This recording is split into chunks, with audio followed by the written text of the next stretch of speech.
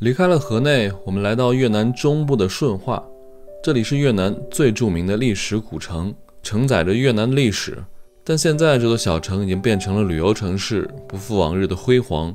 如今这里最大的亮点就是顺化皇城，它是封建时期越南的皇宫，所以也被称为越南的故宫。值得一提的是，顺化皇宫里基本都是古汉语，无论是午门、太和殿，还有各种对联，都是汉语。可惜很多我们能看懂字，但是不懂其中的意义。除了顺化的古建筑，它的美食也是闻名于越南的。很多吃的我们都是第一次尝试，比如蚬子饭，还有小型的碗托。另外这里还有非常有特色的顺化米粉。我们在顺化的几天都是大雨天气，一路相当狼狈。下面就开始我们在顺化的囧途吧。大家早上好，我是狒狒。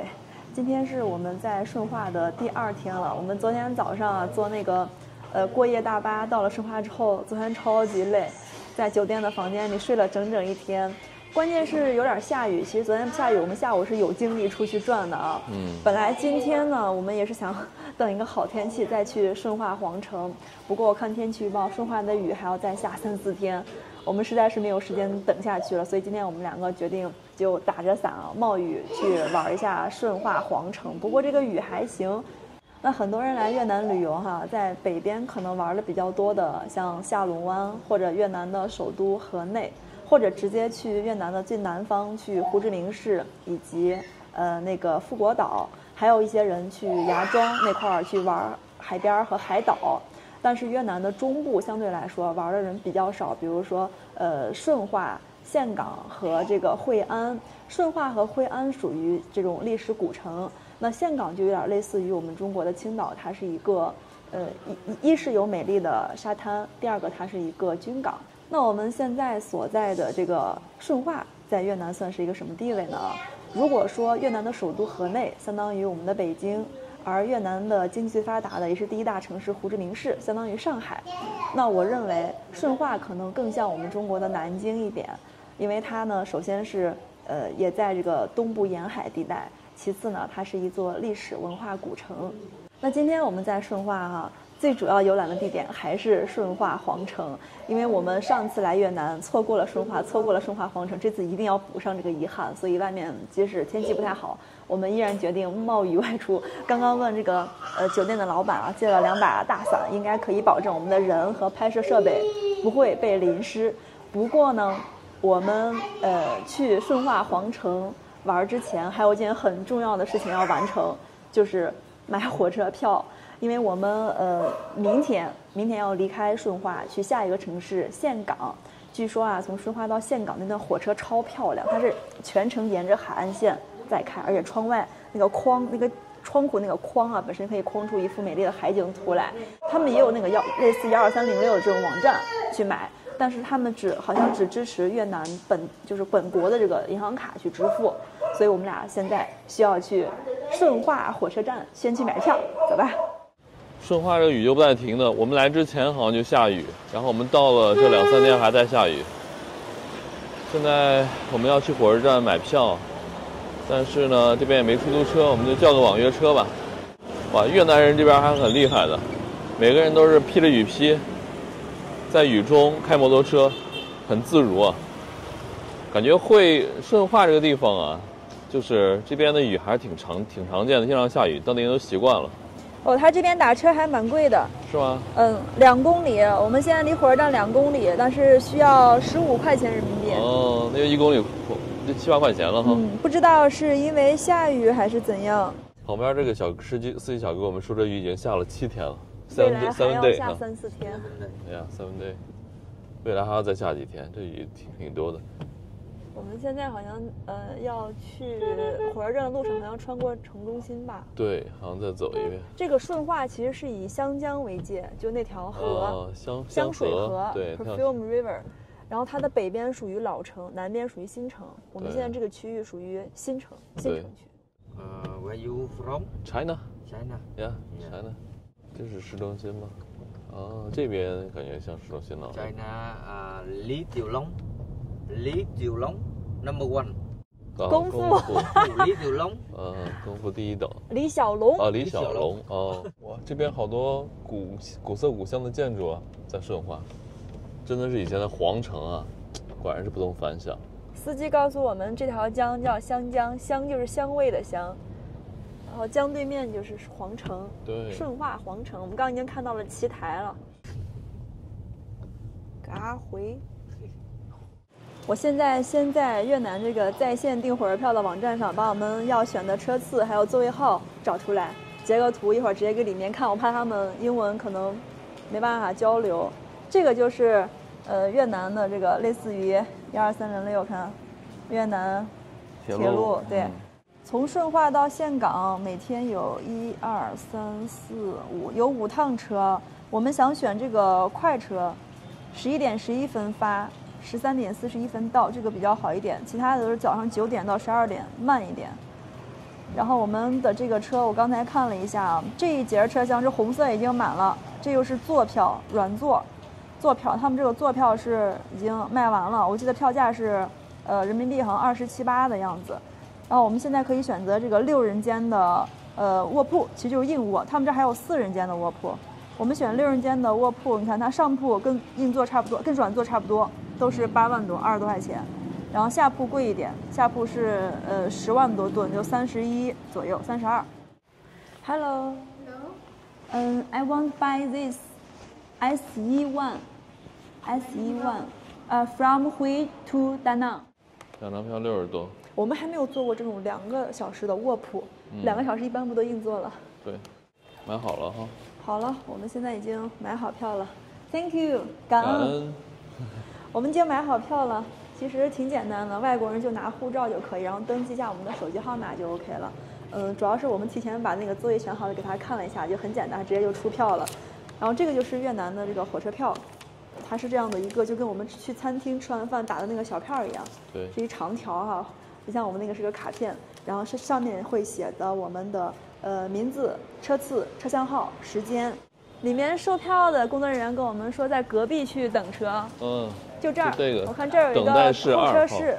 因为顺化好像是一个小站，这边每天车不多，来车的时候才会开放这个候车室。我们明天是11点11分的，然后他告诉我们说提前半个小时到这里等车，所以我们明天大概10点从酒店出发，10点半之前到这儿。对，好，我们这会儿就出发去我们来顺化最主要的目的地顺化皇城。我们现在过这个就是香水河，哇，这个河上面好像还有船，那是船也叫湘江。对，那是船吗？看不清。是小船。哦。哎，不对，那个好像是浮标吧？对，浮标比较大的浮标。对，现在过完这个桥呢，我们就马上会到顺化皇城，我们此行最重要的目的地。越南版的故宫。对。哇，这个香水河呀，我们今天是坐不了船了，本来是可以坐船在上面玩的，所以就让大家简单看一下。它叫 Perfume River。刚刚司机大哥说啊，说它因为有香味，所以叫香水河。对。超多的旅游大巴。哇，这就是顺化皇城的旗台了。哇，真是好雄伟啊！哇，好大。到底有这个古代首都的感觉哈。哇。看到这些古建筑，就觉得顺化这一趟不虚此行哈。必须的。特别的美哇！看这护城河，壮观啊！护城河。哇，不错呀，这个顺化。这边有个叔叔在这边，他没钱了，然后我们给我们换的钱。上海的叔叔，在国外就是这样子。其实我们也只有120万吨多一点。谢谢，您看看，不客气，没关系，没关系。就急了，不客气。我正在着急，我想，只有找中国人了，没办法了。是。叔叔，这个钱够你到河内，到了河内那边就好弄了，就好办了。对，是的，对。虽然我们这个也不是很多。我是在那个哪里啊？我是在胡志明。换的钱。我是从上海出发到了老挝，然后在老挝玩了半个月。然后在老挝玩了半个月以后呢，又到了泰国，泰国又玩了半个月左右。然后就一直在越南，一路上玩到这里。哦，厉害呀！好厉害呀！有什么事情给我们发微信哈。好，叔叔拜拜。再见。拜拜。再见。哎呀，好冷啊！我们刚刚到这个顺化皇城这，准备去买票啊，然后过来了一位叔叔他听我们说的是汉语，所以就问我们是不是中国人。这个叔叔也是在外面遇到麻烦了，他的银联卡在顺化这里取不出来钱，对，他刚好就走到这个地方取不出来了。其实大城市还好点，顺化可能确实是不太方便。对，小城市就这样子，可能对，因为银行比较少嘛。对，我们现在已经来到了顺化皇城景区的外面，这会儿雨特别大，全部是从西边这个方向飘过来的。那之前我们在河内的环建湖边跟大家简单的聊过越南的历史啊，这个顺化皇城实际上是越南最后一个封建王朝阮朝的都城。阮朝呢，它这个统治越南的时期大概是从公元1802年到1945年。那阮朝第一个皇帝叫嘉隆帝，嘉就是嘉庆帝的嘉，隆是乾隆帝的隆。而且1802年这个时间段大概就相当于清朝的嘉庆帝的时候。虽然说阮朝啊统治越南的时间不算特别久，从公元1802到1945年，但阮朝修的这个宫殿非常的豪华，非常大气。大家有没有觉得看起来很眼熟的样子啊？因为很多人把顺化皇城称作越南版的故宫，因为它整个的格局、布局还有建筑风格都是模仿我们北京的故宫来修建的。那当时呢，在顺化这里啊，其实也是分这个外城、内城、皇城和宫城的。大家可以看到，我们现在站的这个位置其实就是护城河，这是护城河。护城河的水呢，就是直接从湘江那边引过来，是活水，是流动的水。然后远处的有越南国旗那个地方就是旗台，旗台就是之前啊这个越南皇城每次举行一些重大仪式庆典的时候会在这个地方升旗。然后旗台的后面这一长串这一圈就是顺化皇城的算是城墙了吧。这一圈据说呢有将近3公里，是吧，涛哥？对，我在孤独星球上看的啊，这个数据来自孤独星球，说是有3公里。那现在我们就从这个城门进去，到里面售票处先买票，因为我们这里还没有正式的进入皇城。我看这儿写了个什么字儿，你能认识吗，涛哥？什么中间是人，什么人门？哦，里人门。对，应该是看不太清楚，下雨完全看不清。哇，涛哥，他这个城墙好斑驳呀，好有岁月感啊，这里。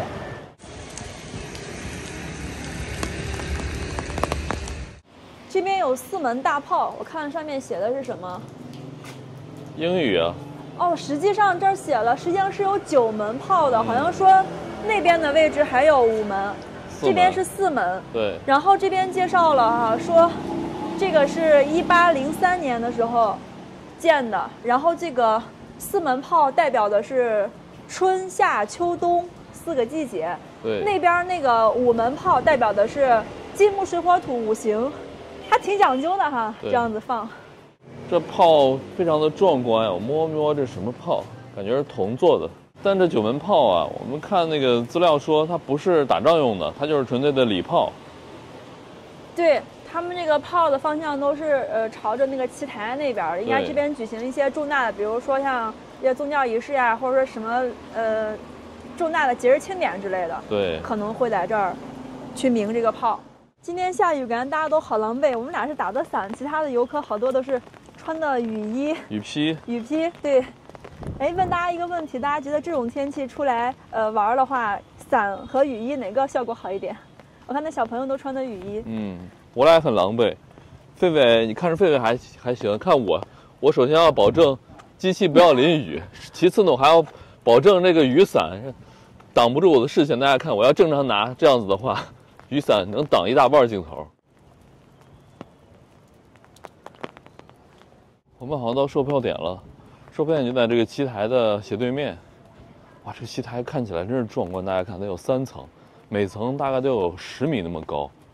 哇，有点那种金字塔底座的感觉。哇，这边还有中国人啊！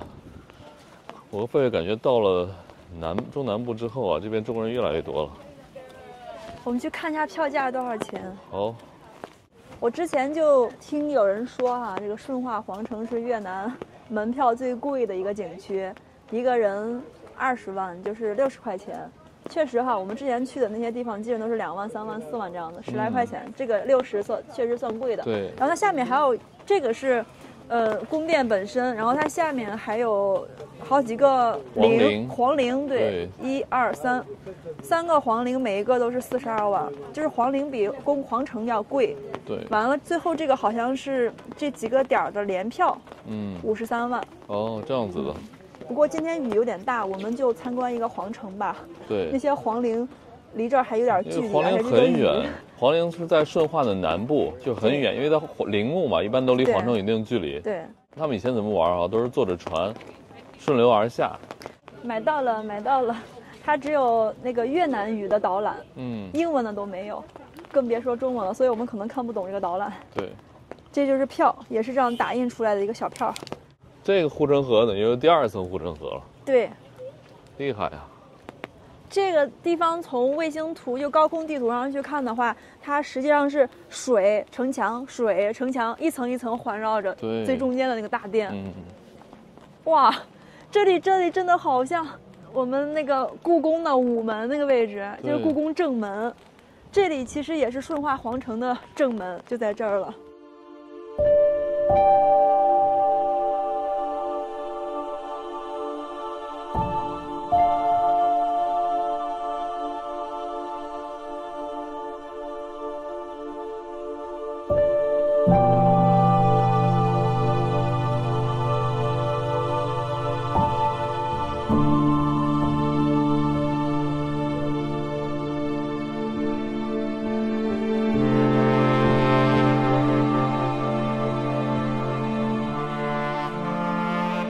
我们现在所站的这个位置啊，就是顺化王宫的午门了。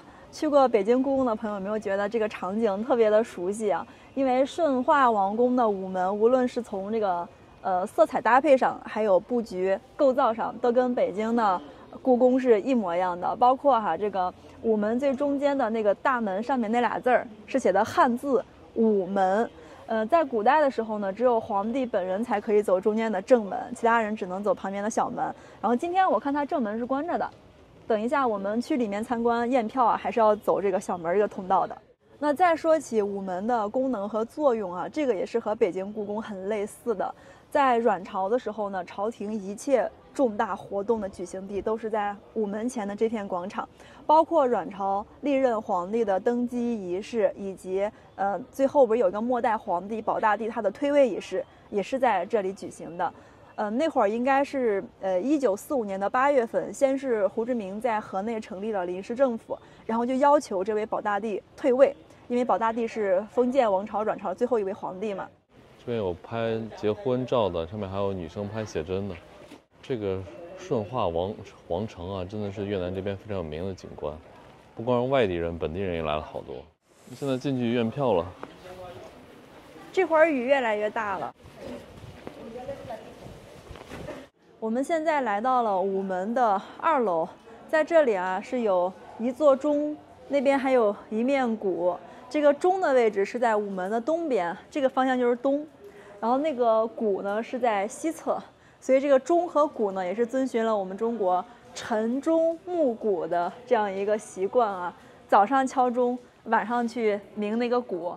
我们现在检完票进来了。顺化这个王宫呢，它整个也是呈这种中轴线对称分布的，所以我们的参观路线就一直沿着这条中间绕线走就好了。这儿有一行中文字，写的是“正直当平”，是吗？对，正直当平。然后这两边的2个小湖就是太液湖，就跟我们古代的那个皇宫很像。对。还有这种柱子上的图腾啊，这种龙形的图腾啊，哈。哦，他们穿的这个是哪个朝代的衣服？越南女孩也在本地，也在那个皇宫里面拍这种写真。对。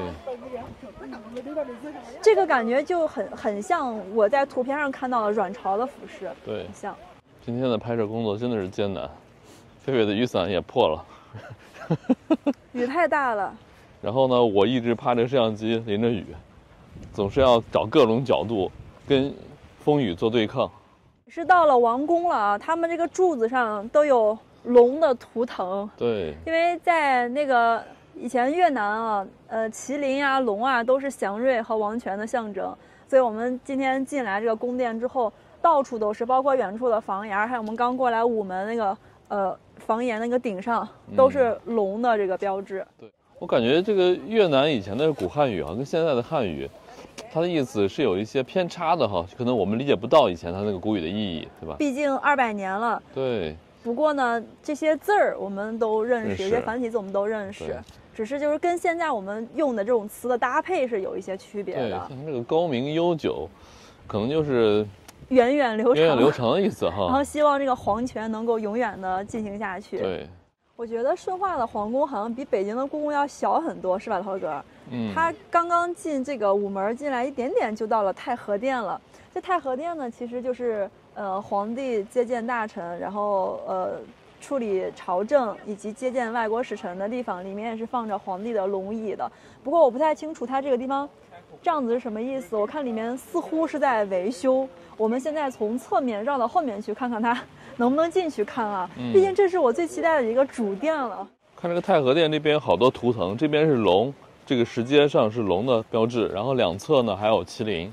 哎呀，我好想去看一下越南这个皇宫里面的龙椅，还有皇帝每次见大臣那个样子，那个应该就是权力的中心了，最威严的地方。其实我们现在看到的顺化的皇城也是很多都是后期修复的。顺化皇城本来就修了很多年，从1802年到1945年末代皇帝退位，差不多100多年持续都在修缮以及扩建中。然后呢，它又经历了这个历代的这个战争啊，对它造成伤害是很大的。所以我们现在看到的很多地方都是就最近这几十年才重新建好的。完了哦，太和殿整个围起来在修。我觉得这样子的话，应该门票减免一下了。我也觉得，最核心的地方我们是看不到的。今天真的是怎么说呢？天公不作美。对，我们是第2次来越南，但是第1次来顺化。上次错过这一直很遗憾。5年后呢，想补上遗憾，结果1是下雨，2是修缮，还是过不去。这雨越来越大了。我跟贝贝进来多会儿雨，这是个 VR 体验中心，是吧？对，这上面会有一些关于顺化皇宫的介绍，我们再看会儿影片。我俩最主要是躲雨的，实在太冷了，这边是雨天。我们航拍不了，给大家看一看别人的航拍。哇，顺化航拍这么美啊！这个就是整个的一个顺化皇城，是非常大的。然后这是内城，这是护城河。哇，晴天的时候真漂亮。然后最主要的这边是这个就是最中间的这个宫城。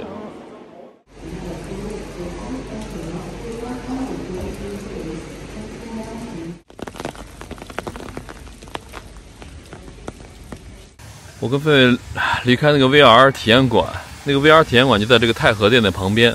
太和殿里面在装修，这边有一个青铜的大水缸啊，1500公斤啊！哇，这个1500公斤，然后上面有一些象征着吉祥的符号，比如各种神鸟。这个不知道是不是猪，是不是那个朱雀？对，有一圈都是各种神兽哈。好大呀，这个两边各一个。对，这个皇宫还是非常的讲究对称的。对，这会儿这个雨感觉就是四面八方都扫过来，我不知道伞往哪个方向打了。哇，这个真的很沉啊，看起来营帐来估计都不一定能举得起来。我想把营帐累死，还要来越南再举一次鼎。我们现在在太和殿的后面，回头再去看太和殿，上面这种龙形的屋檐，还有黄色的琉璃瓦。虽然今天是阴天，但已经很能看出这种皇家的感觉了。如果是晴天的话呢，上面那个瓦片整个反着这种光，肯定很好看。原来越南这边的年轻人也喜欢在宫殿里面去拍写真啊。我知道这几年呢，我们中国的几部宫廷剧在越南很受欢迎，比如《甄嬛传》、如懿传》、《延禧攻略》，然后越南人他们也喜欢穿成这种古装的打扮，去找一些朋友一块儿来拍写真。我们现在继续沿着这个中轴线的位置往后面走啊。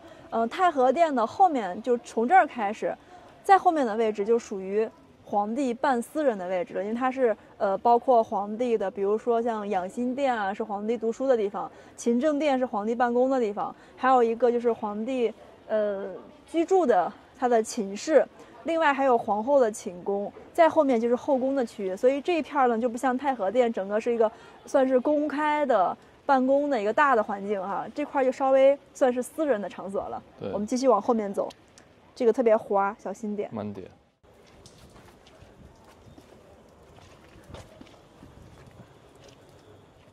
哇，难得看到了一块标识啊！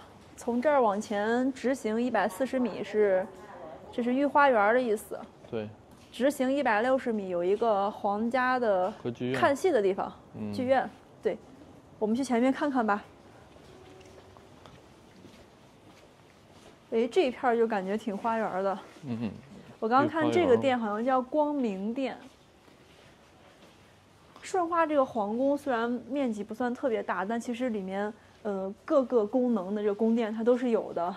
我看到我们刚过来太和庙的，就是右侧内侧还有一个太庙，就放的是阮朝皇帝去世之后的那个牌位什么的。这里就是顺化王宫的御花园了，里面也有假山啊。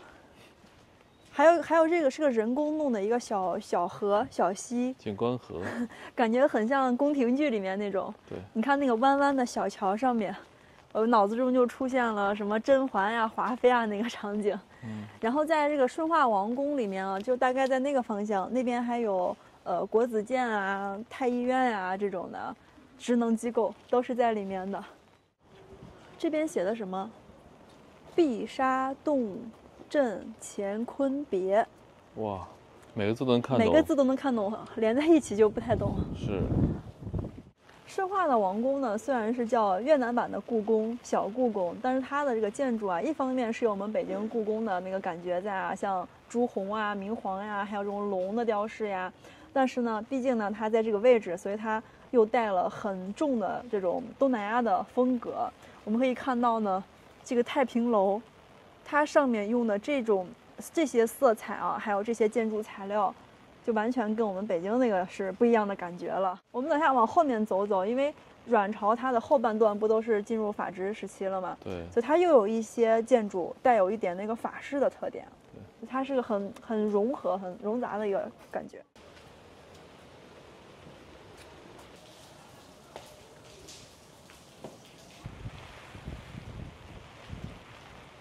我们终于来到了顺化皇城中金麒麟的位置，即使在今天这种阴雨天气啊，这只金麒麟依然是光彩夺目。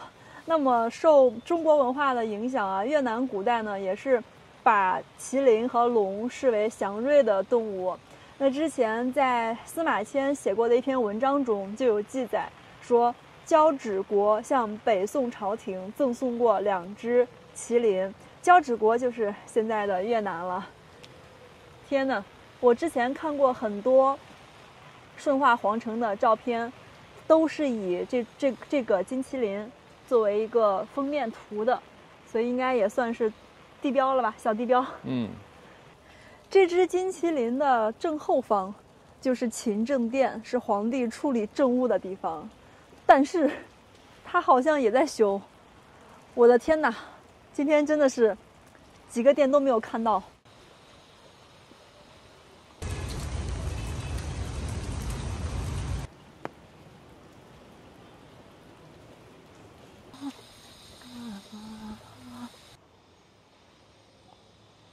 顺化一趟啊，顺化皇城是肯定要来的，尤其是我们已经第2次来越南了。是的，上次已经错过，这次怎么都要进来看一看的。虽然没有看到内部的很多构造啊，但就光是外观都能领略到200年前越南封建王朝的那种感觉。对。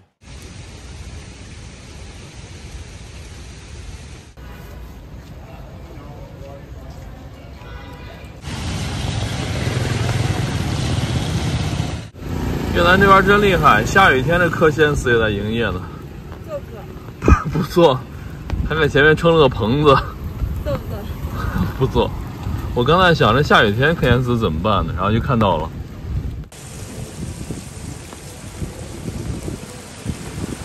我们们离开了顺化的皇城之后呢，准备去找点吃的。你看这边这个路灯啊，对，这造型又像越南人戴的帽子，感觉是个杂货市场啊，这个东巴市场。他们卖的这个金啊，有的也是纱金，我刚看一个金镯子才120人民币。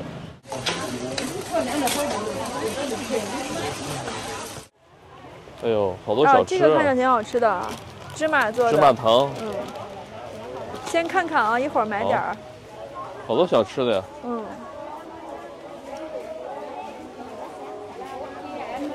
哇，全是小食品啊，各种这种蜜果。感觉挺新鲜的哈。啊，上面好像是卖衣服的，这个就是那个手指饼。这也不能尝，这一包还挺大的，我觉得挺好吃的。哦，你想吃？我小时候特别喜欢吃这种。还有这种蛋卷儿。对。可以买点吧？可以，都是小吃。How much？ 哦，5万，那有点贵，有点贵。感觉是看我们游客呀。对，就是这么小一。对。15块钱。有点贵。略贵了啊。走，转去。算着吧。看游客都会卖的贵一些。哇，这边还有泡菜是吧？我该如何装当地人？我直接说包妞。包妞，包妞也不行啊，掩盖不了你的脸啊。这边全是卖鞋的，拖鞋，还有平底鞋。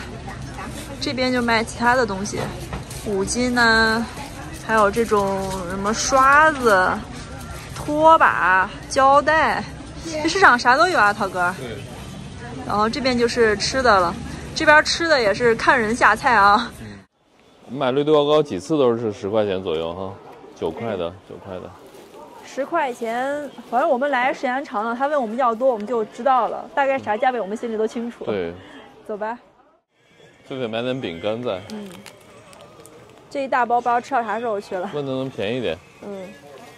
OK， 给我装到这个里面了。看一下我有没有零钱了。9块钱是吧？对。9块钱，9块钱不贵，但是我好像没有零的了。阿姨给你找吧，这阿姨一看就挺面善的。OK， 感恩。拜拜。拜拜。这边芒果干啊，各种蜜枣干都有哈。还有各种豆子。哇，各种蜜饯呀，辣条。哪有辣条？这不是辣条吗？哪个是辣条？这个啊，这是虾。泡虾，泡的那种虾。这个咋吃？我闻到柠檬味了。这个是不是就像那种生腌那种？类似生腌，然后放点有点像韩国辣白菜那种酱，加点柠檬这样子。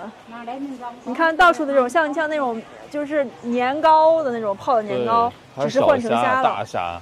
哎呀妈呀，这个柠檬味好重啊，很好吃。是吗？我觉得这个还可以。人民币9块钱，这么大一包。文涛买了一个，绿豆糕，也是9块钱。我在越南最爱吃的就是绿豆糕了。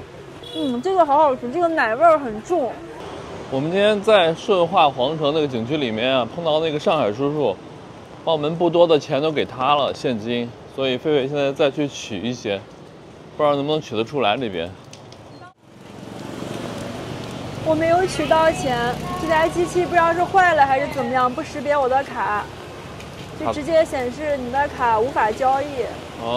卡退出来了吗？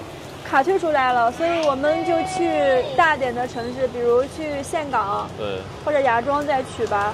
我算了一下，我们的钱够用到下一个城市，因为我们下一个城市的车票跟酒店都买过了，只能这样了，走吧。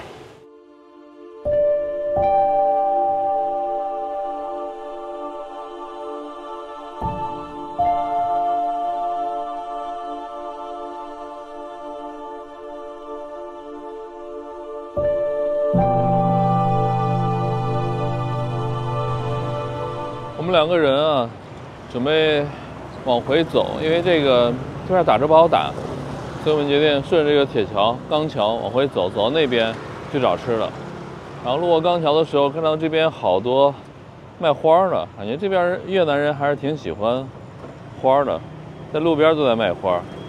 然后这个呢，这边的都是菜市场，卖各种蔬菜什么的。我们现在正在过的这座桥，就是法国当年在顺化这里修的一座钢桥，到现在呢也有100年的历史了。这边就是湘江，也叫香水河。我觉得湘江呢，应该说是顺化的灵魂了啊。湘江呢，从城中穿过去，隔出了河的两岸完全不同的景观。我们今天参观的顺化王陵那一片啊，就属于顺化的老区，然后江的对面就属于新区了。其实可以看到啊，这边的房子明显要矮一些，然后那边呢，就是我们住的酒店那一块儿，街道啊，还有建筑都非常的现代化了。这个河面好宽啊，我觉得得有个500米了。对，感觉都不止500米，可能都不止。因为今天这个下雨嘛，这边连下了7天雨了。对，所以上游涨水肯定涨得也挺多。平时啊，要是天气好的时候啊，江上应该是有很多游船的，因为可以顺着游船往下游走，就那个方向那边走的话，下游走那边有很多的帝王的陵墓可以参观。我们现在准备去吃晚饭，我们要吃晚饭的那个地方呢，那家餐厅啊，就在湘江中间的一片岛上，就我现在手指那个位置，大家应该可以看到。对，在湘江的两岸中间还加了一小块陆地，那个就是我们要吃饭的那个岛。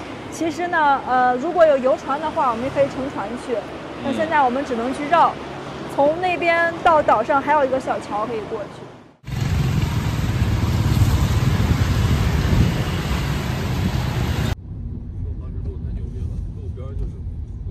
我这大哥这他是现代小轿车从韩国这些进口的，是要2万多美元，哇，好贵啊！3万多啊，3万多，人民币20多万。哦，厉害！这是个新车，才买了1个月。但是这种小轿车、紧凑型轿车，在我们那儿也就是10万块钱吧。越南的车非常贵。对，越南车真的贵，感觉是中国车的2倍啊。我们马上要上岛了，这会儿再过一个小桥，果然是小桥啊，好窄呀。这个桥应该是单行的吧 ？Small bridge。刚刚那位司机大哥把我们已经送到岛上了，但现在发生一件很尴尬的事情，我们要去的那家餐厅，要从这条小路一直走到大概几百米，200-300米吧，反正马上到了。但是大哥告诉我们说，这个水啊特别深，因为这2天下雨涨水了，把岛上这个路给淹掉了。看。他说他可以开车把我们送到那儿，但是我们肯定是出不来了。出不来的。所以他不建议我们进去的，让我们在这个边上找吃的。其实这岛上的几家餐厅是做的内容是一样的，差不多的。对。所以我们就不过去了。我们在这边也有餐厅，我们在这儿找。对。我们其实想吃那个东西叫现肉饭。对。对，就是那种海鲜和粥，类似于就那样的一种。我看图片这样子比较香，但实际上什么样我也不知道，我去看看吧。就是那个我刚刚给老板看的 gomhen， 它是叫 gomhen， 就是那种你说那种海鲜什么的拌一起这个。来1份吧，问多少钱？你问他有没有 gomhen？ 叫什么名字 ？gomhen。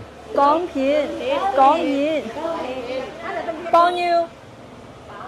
15.000.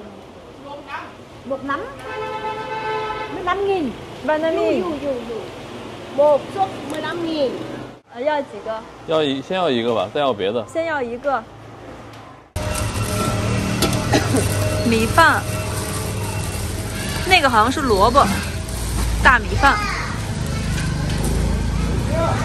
哦，可以。盐，其他的调料，看样子应该有胡椒、味精。这个不知道是什么东西，一会儿尝尝。哦，肯定会放鱼露的。这个是什么酱？花生酱。这个有点像鱼露，放点豆芽菜，再放一点香茅草、薄荷、生菜、香菜之类的。然后那个不知道是什么，一会儿问一下老板。不知道是什么东西，然后再放点这什么？酸菜。哦，我知道了，就是那个海鲜蚬子肉。我们要了一碗在顺化非常有名的叫现肉饭。这个里面老板刚给我做的时候，我看了一下啊，下面有各种蔬菜，豆芽呀，还有那个好像是萝卜丝，然后上面会放米饭，米饭上面再去调味，调味料它会加这种各种薄荷呀、香茅草啊、香菜什么的。然后这个是猪皮，油炸的，放点猪皮、花生米，精髓应该就是这个一点点的这个鲜肉，对，很鲜，我刚尝了一点点，海鲜很鲜，这就是蛤蜊哈，然后再浇上一点那个食用盐，还有各种香料，我也分不清，就做成这么一碗了。尝一点啊，这个是不是要拌匀呢？对，有盐，拌一下。这一份是多少钱？这一份老板说是15K 4块5。哦，4块5，但是我们是打车，花了好多钱来这儿了。对，打车费能买5碗了，不知道什么味道的，但是我刚刚尝了一下那个海鲜，很好吃。不知道什么味道，但是我看起来这个量挺小的。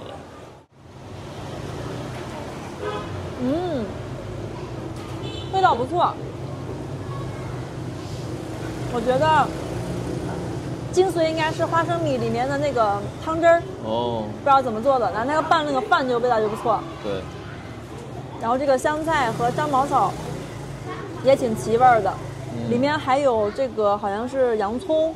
对，洋葱和豆芽菜，好像还有点姜丝。哎呀，文涛怎么听到是这个反应？听到香菜和加姜的组合。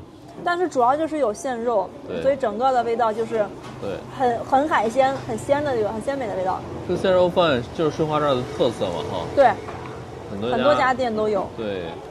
但是据说这个岛上才有最好吃的，对，我们就专门跑这个岛上来，结果另外一家实在是过不去。我们又要了一个这个老板是点点辣椒进来，好多个盘子，这好像是有10个盘子，每一份里面10个盘子，然后我还不知道怎么吃的，也是这边顺化的特色小吃。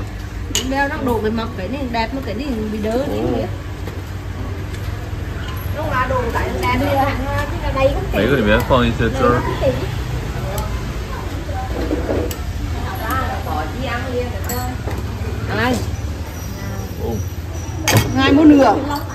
再放这是什么东西啊？是虾皮还是什么东西？我也不知道。再放很多的猪皮进来啊，这是猪皮啊。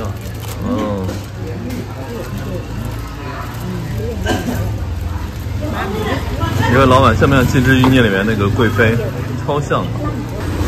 OK，Thank you，Thank you。哇，我的这个好了。这个东西上来了，但是我们不知道怎么吃。狒狒问问老板，让老板教我们怎么吃。教我们了。拿勺子蘸点汤，舀到里面。这样子。这样子。OK，Thank you。我看明白了，拿勺子弄点汤放进去，然后你看，它这个就像那个米糕什么的。对，就是这种的。贴在上面，然后吃。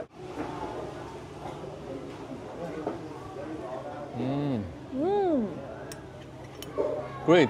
Delicious。好吃。汤汁有点辣，稍微有点辣，但它这个做法像什么？像我们在山西吃的碗托。碗托，mini 版的碗托。对。我觉得这边的饭就唯一就是量太小了，我已经风卷残云的把这个吃完了，我觉得一碗根本不够。对。用勺子也。用勺子吃。OK。哎呀，好热情啊！感恩。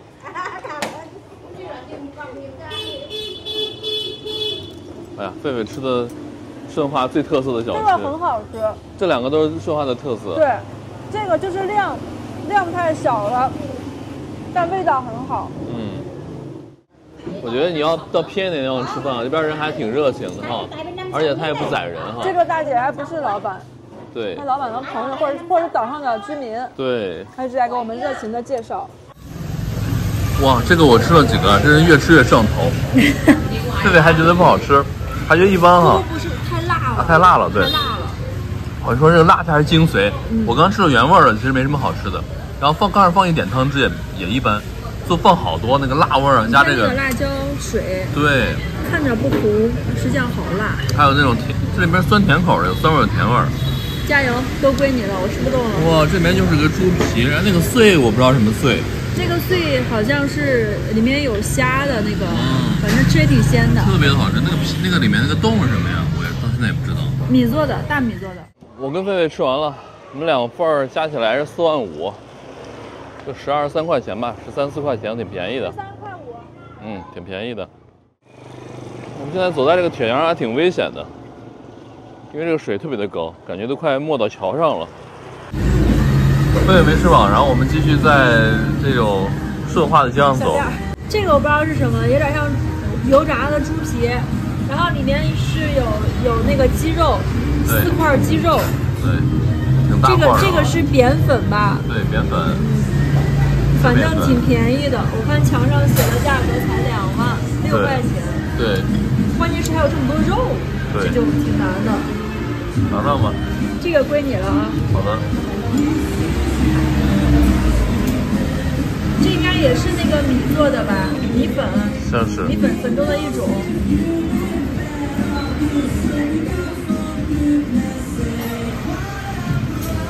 好吃吗？还可以，我发现顺化这边的味道已经逐渐的南方化，它偏甜，里面会有种甜味儿，偏甜口的，再放上一些柠檬，就那种味道。对。买一个法棍尝尝，这里面加2个鸡蛋，然后上面还有这些肉、肠什么的，但是我不知道会给我放什么，没有办法沟通，来一个基础款的吧。炒鸡蛋加进去，好像是肉汤啊，肉汤我看出来了。越南这边啊，有一个特色，就是特别多的那种土地庙，在街边都有好多土地庙。我和狒狒过了这桥，就快到我们酒店了，但是这个桥实在是不好过。我怕有人把我撞下去了。对，一撞就下去了，好危险。